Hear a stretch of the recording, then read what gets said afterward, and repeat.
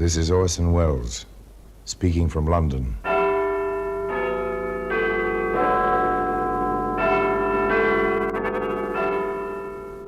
The Black Museum, a repository of death. Here in the grim stone structure on the Thames, which houses Scotland Yard, is a warehouse of homicide, where everyday objects, a picture frame, a wicker chair, a telephone directory, all are touched by murder.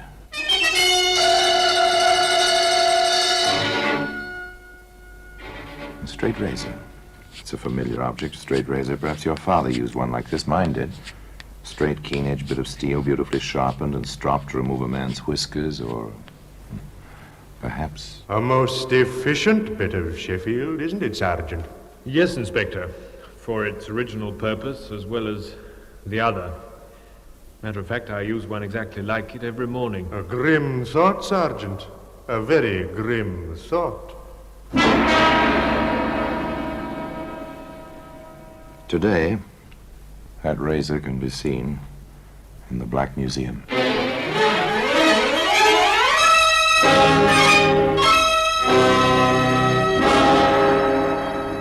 From the annals of the Criminal Investigation Department of the London Police, we bring you the dramatic stories of the crimes recorded by the objects in Scotland Yard's Gallery of Death, the Black Museum.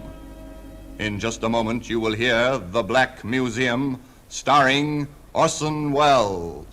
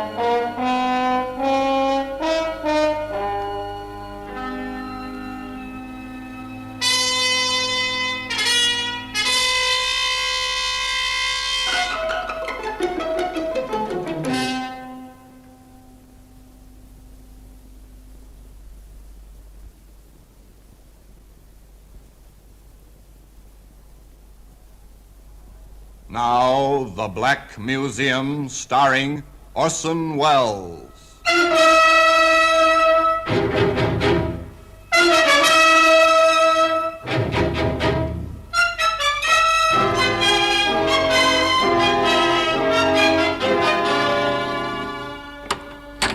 And here we are in the Black Museum, Scotland Yard's mausoleum of murder. Yes, here lies death. Row on row of death, marked with names of killer and killed, of murderers caught and of the murdered whose murderers were never found. It's a fascinating room. And here's a steel filing cabinet. It's prosaic, and yet observe the sharp corner of this drawer. See? It's a stain, small bits of hair. A woman fell against that drawer and struck her head. She died. A woman fell, or was she pushed? A book of jokes. Yes, funny stories. Ridiculous that this should be here. Well, perhaps not. A dying man turned down a page on which was printed an old joke about a wife. Here we are. The razor. It's one of a set of 7. They used to come in wooden cases. You remember the 7 straight keen blades marked, one for each day of the week? And this one, well, it was used by a good-looking fellow of about 40 who had a way with the ladies. And no matter where, at home, in a parlor, or even in a hansom cab. Mabel, you are the sweetest little thing. Oh, I don't think it's proper you should talk to me like this, Mr. Wilson. After all, you are my employer. Mabel, darling, my name is Larry. And what if you are my barmaid in my establishment? If you'll only say yes, you shall be my wife. Mr. Wilson. Oh, Larry. Oh, but you can't mean that. A man like you would... But apparently he did want the likes of her. To all appearances, Larry Wilson had fallen head over heels in love with Mabel Dill. Now, listen to Larry for a moment. Mabel, little one, you've got to marry me. I can't see you waiting on the customers, drawing ale, working with me every day. I can't, and not have you for my wife. An interesting accent, hmm? Intriguing. Certainly to a susceptible young woman, that voice and that touch of accent was attractive. And when one's been a sheltered girl in 1896, as Mabel was, well... Father, there's a letter from Mabel. Is there now? I should think it about time our daughter wrote to us. Oh, my goodness. Something wrong? Oh, yes and no. Ridiculous. How can a thing be wrong, yes and no? Mabel's wanting to be married, and to her employer. What? Well, there it is in the letter, and a note from him, too, telling her how much he loves her. All very well if he means it. How do we know? Oh, perhaps it would be best if we went to find out. Excellent, Mother. Write to Mabel at once. Tell her she's to do nothing, absolutely nothing, until she's had the chance to talk with us. Simple people, the Dills, and eager to protect their daughter's future. So off they went, bag and baggage, to the Statue Tavern. A pub, in fact, owned by Larry Wilson, where Mabel was tending bar. My word, it's a party, isn't it? Looks like a wedding party to me. Oh, must be there's a bride somewhere. Oh, there she is. It's Mabel. Here now, my girl, what's the meaning of this? Oh, Daddy! Oh, Dad! Oh, I'm so happy your mother got here today. Oh, Mabel, darling. Oh, didn't you get my letter? Oh, there was no letter. Oh, come along and meet my Larry. You'll be as happy with him as I will. Not much the Dills could do about it, was there? Mr. and Mrs. Larry Wilson, proprietors of the Statue Public House, the pub. And happy over it, too, both of them. Of course, things do happen sometimes in the most well-ordered of homes. There we are, Mrs. Wilson. I'm sure you'll be all right. Oh, Doctor, I'm so sick. I can't keep anything in my stomach. Oh, Doctor. She is so ill, Dr. Grant. What is it, do you think? Probably something she ate. This tonic will fix her up. The Welsh rabbit, that's what it was. Tasted a bit funny to me. I didn't finish it, remember, Mabel? Oh, I like rabbits so. Serves me right, I suppose, for being so greedy. Well, you've learned your lesson, little lady. From now on, more care. Fill the prescription, Wilson, and I'll look in on it again this evening. Right, Doctor. Mind now, less indulgence. Strict diet. An upset stomach, that was all, nothing serious. Except Mabel just didn't seem to get better. Mother Dill came to visit and decided to stay. I'm staying on, Larry. You've got your pub to tend to. I'll tend to Mabel. Mother Dill, there's nothing to be alarmed about. I'm staying, and I'm asking Dr. Marshall to look at Mabel. Who's he? My family doctor. Known Mabel for 10 years. Are you suggesting, Mother, that I'm not providing properly for my wife or giving her the best of care? I'm not suggesting anything, Larry, except that you have to worry about so many things, and I have nothing to do but take care of my daughter. I cannot allow it. A man's first duty is to his wife. More, I'm properly qualified. I can take care of her far better than... Larry, I will not be put off. As for your qualifications, well, really, a barber is no doctor, even though some people permit barbers to bleed them. Are you trying to insult me and drive me away from my wife? The truth can be insulting, I suppose. However, from what Mr. Dill and I know, your care of your first 2 wives didn't work out so well, what with both of them dead and buried these 3 years. There was no arguing with Mrs. Dill. Her child was suffering, and she intended to have her way, and she did. Dr. Marshall came in consultation with Dr. Grant. It puzzles me. It does, really. You can see my position, Marshal. I've done everything the symptoms seem to call for. Nothing helps. Well, we'll see. Meanwhile, if we can get her to take some nourishment, the poor child's just wasting away. I've known her 10 Of course, years. this was 1896, remember. There are no methods yet, such as a series of gastrointestinal tests or a basic metabolism test or any other of the modern means to determine the cause of intestinal ailments. The doctors had to work by observation and an occasional chemical reaction. In the case of Mabel Dill Wilson, it was tragic indeed. Larry. Larry. He's downstairs, darling. Mother's here. I want Larry. Oh, it's Larry. I'll call him, dear. Larry! Will you leave the bar and come upstairs? Larry! Larry Wilson came upstairs, and quickly, two at a time, he raced up the stairs and entered his wife's room. Is that you, Larry? Yes, sweetheart, it is. I waited for you, Larry. Goodbye, darling. Mabel, darling. You took good care of her, Mother Dill. Excellent care, I must say. Your daughter, my wife, is dead. Oh, no.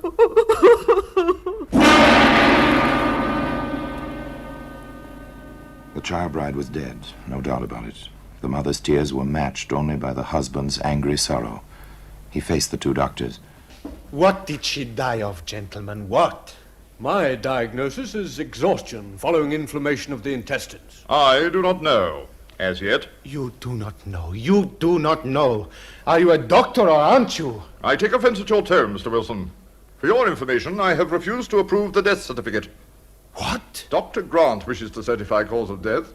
I agree that his idea of inflammation of the intestines is probably correct. Then but I by do all not this- know, as yet, what caused the inflammation. When I do know, I shall be glad to sign the certificate. Whatever caused the inflammation, caused the death. How do you expect to determine this? By a post-mortem, Mr. Wilson.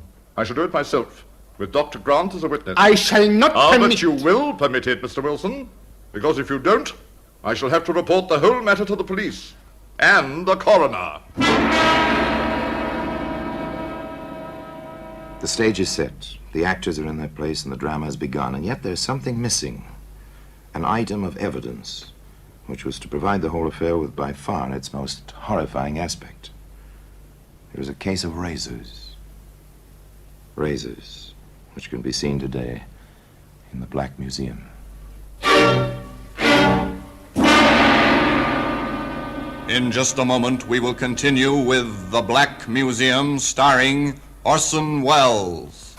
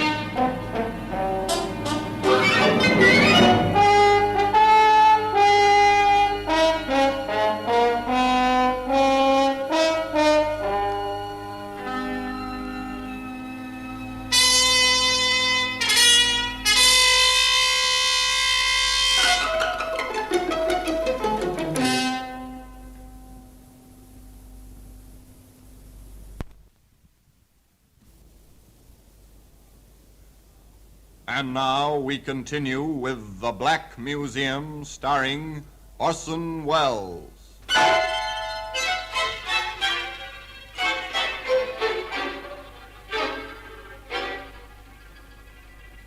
The two doctors and the mortician took what remained of poor little Mabel to Dr. Marshall's surgery.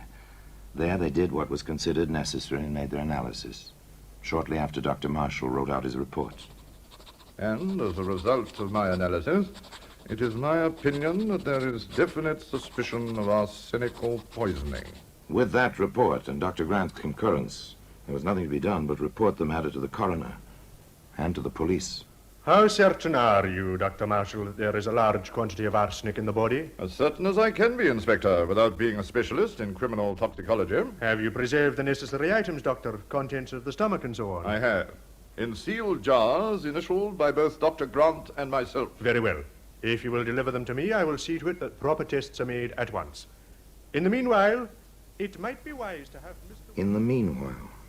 Well, of course, there was only one thing to do. A certain pub owner had to be questioned. Mr. Wilson, Yes? My name's Baker, Sergeant Baker. My credentials. I see. How can I help you, Sergeant? If you'd come to the station with me, sir, Inspector Waters would like to have a chat with you. Larry Wilson went along, and quietly. They let him wait a little while before the inspector was ready to see him. Not long, just a little while. The inspector had a job to assign to the sergeant first. I have a warrant, Baker. Take a squad, go back to the statue and search it from top to bottom. Bring back anything which looks at all suspicious. Yes, sir. Quickly as we can. All right, Mr. Wilson. Inspector Waters will see you now. Thank you, Sergeant. How do you do, Inspector? Sit down, Mr. Wilson. Make yourself comfortable. Two gentlemen facing each other in a quiet office. Might be a business deal. Might be a matter of life and death. Mr. Wilson, as you may know, we are in the position of having to investigate certain details of your wife's unfortunate and untimely death. I understand that, Inspector. Do you have any reason to suspect foul play? Of course not. Mabel was the sweetest, nicest, most gentle. And quite poor, wasn't she? I really couldn't say. I didn't check up on that. I was in love. Yes, of course. In any case, she had no will and left no estate. Exactly. Unlike your first wife, whom you married while you were still a barber, and with whose estate you bought a tavern. You're very thorough, Inspector. What you tell me is quite true, of course. Certainly very thorough indeed. The inspector knows a lot about you, Larry Wilson. Your second wife, Mr. Wilson, she also left you some money. You moved over to the Statue Tavern after her death, didn't you? Yes, that's right. Couldn't abide the old place with Belle passed on. You are sentimental, Mr. Wilson. You left the trade of barber after the other one. What was her name? Daisy was her name. Yes, I did leave the trade. May I ask when you came to this country, Mr. Wilson? In 1888. Why? Oh, routine check. We found a record of your passport in 1890 for a trip to America. You came back within a year and, of course, it had been noted that you were not born in the British Isles. That's right. And then your name is not Wilson, is it? I wasn't born Wilson. My father's name in the old country was Wilmets. I anglicized it. An interesting idea, Mr. Wilson. You said... There was more, much more. 2 hours of it. When they were about finished, the inspector had a detailed life history of Mr. Larry Wilson. Of course, there were a few open areas. 1889? Do you know, Inspector, I have practically no memory of that year. I was learning my trade then, I guess. No time for the kind of events which make memories. And then there was 1891. I had to re-establish myself after I came back from the States. Took some time. It was in 92 I married Daisy. And stayed married to her until she died in 94. And then married Belle, who passed along in 95. And now it's 96. And... Well, we found one thing. Oh, excuse me. I didn't know you were still here, Mr. Wilson. That's perfectly all right, Sergeant. I was just about to go. What have you there, Sergeant? A case of razors, sir. What? But those are mine. Yes, they are. I dare say the sergeant found them in your bathroom. He's been busy with a search warrant, you see. Yes, I begin to see a lot of things, including the reasons behind my being kept here. Is my mother-in-law in on this? On the contrary, she knows nothing yet. Where did you find those razors, Sergeant? Hidden, sir. Hidden in the bin on top of a spare bedroom closet, sir. Thank you, Sergeant. Very well, Inspector. While you're on your way, Sergeant, will you escort Mr. Wilson to his room? Of course. What's the idea? Are you arresting me? Not at all, Mr. Wilson. Not yet, at any rate. We're detaining you temporarily on suspicion, sir. Suspicion of what? I'll let you know in 24 hours, Mr. Wilson. That's the limit the law allows. After that, of course, I shall have to prefer charges of some sort, but by then the toxicologist will have reported. Won't he, Sergeant? The inspector was puzzled. Here was a possible case involving poison, and the suspect had hidden his razors where only an unreasonably thorough search might turn them up. It didn't fit. The inspector filed the fact in the back of his mind, turned to other things. The toxicologist report is in, Sergeant. The girl was poisoned, all right, but not with arsenic. Her body was full of antimony. We'd better charge Wilson or he'll be out of our clutches before we know it.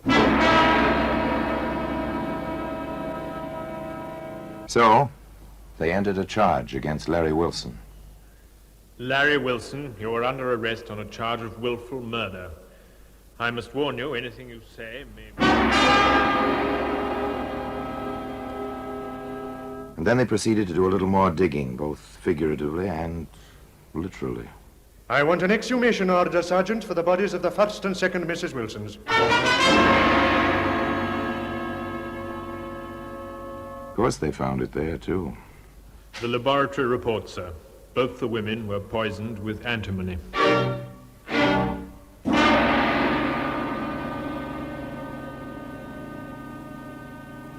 They called in Dr. Grant. Dr. Grant, you attended all three of Mr. Wilson's wives, did you not? Yes, I did. And you made out the death certificates in the first two instances? I did. And in both cases, you stated that the cause of death was exhaustion following severe retching brought on by intensive inflammation of the intestines. I did. But you didn't consider these facts at all suspicious? Why should I have? I've seen many such cases. Fatal cases? No, not fatal. However, with the symptoms in all the cases so remarkably alike, they were alike, weren't they? Definitely. Oh, most definitely. Now that you mention it, Inspector, the whole thing does seem a trifle too coincidental, doesn't it?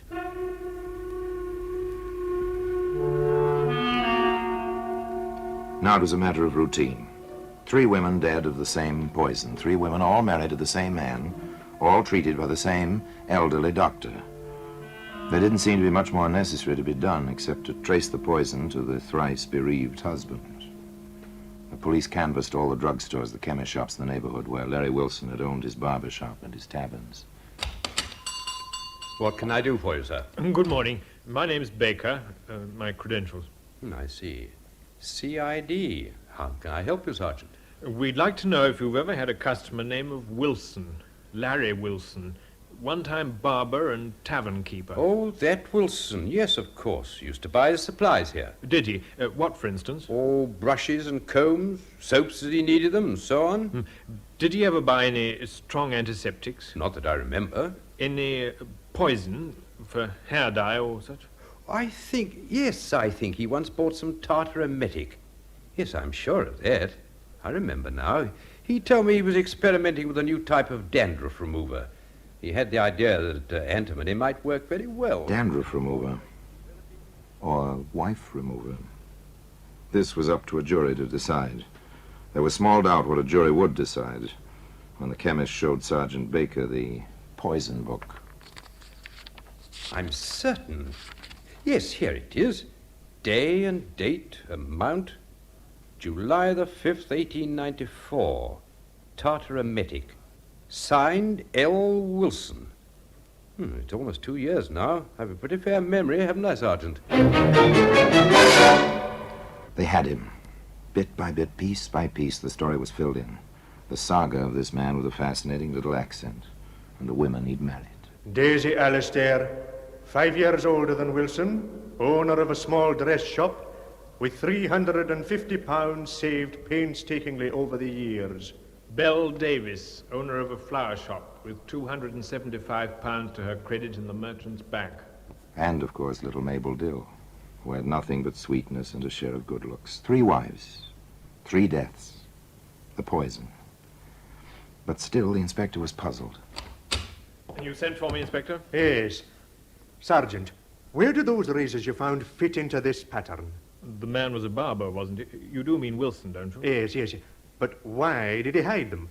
He says he was afraid somebody would cut himself. Nonsense, there were no children. Sergeant, I may have hit on an angle. I sent over to Criminal Records for this file. Look at it. I see, sir. The description of this man fits Wilson perfectly.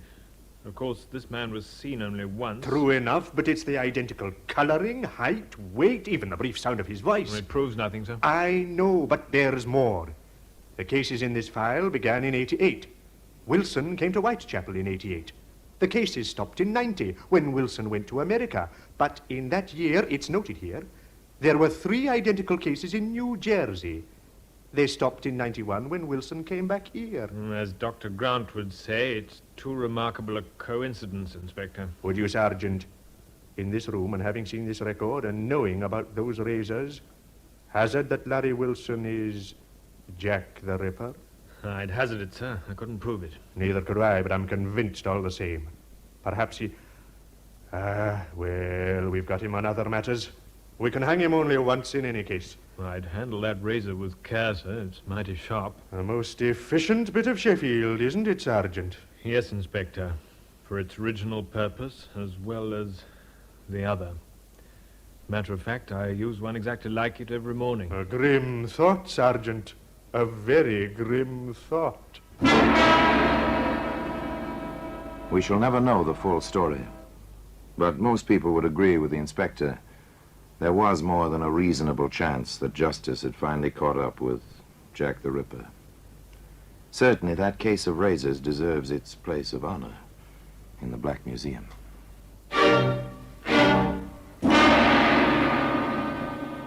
Orson Welles will be back with you in just a moment.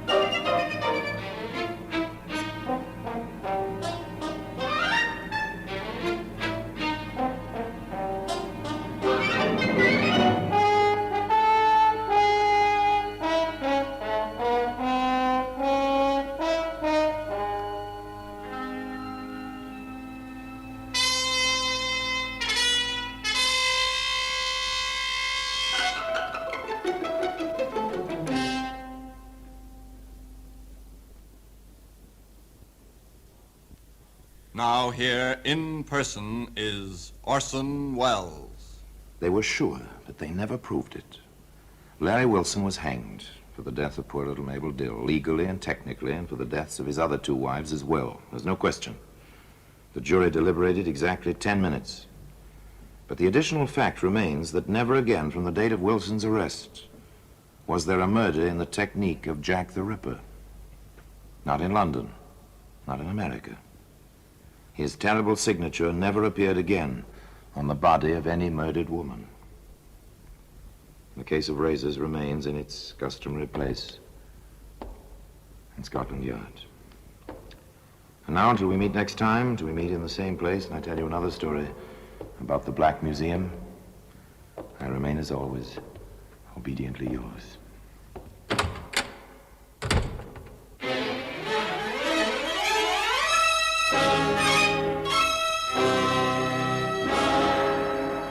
The Black Museum, starring Orson Welles, is presented by arrangement with Metro-Goldwyn-Mayer Radio Attractions. The program is written by Ira Marion, with original music composed and conducted by Sidney Torch. Produced by Harry Allen Towers.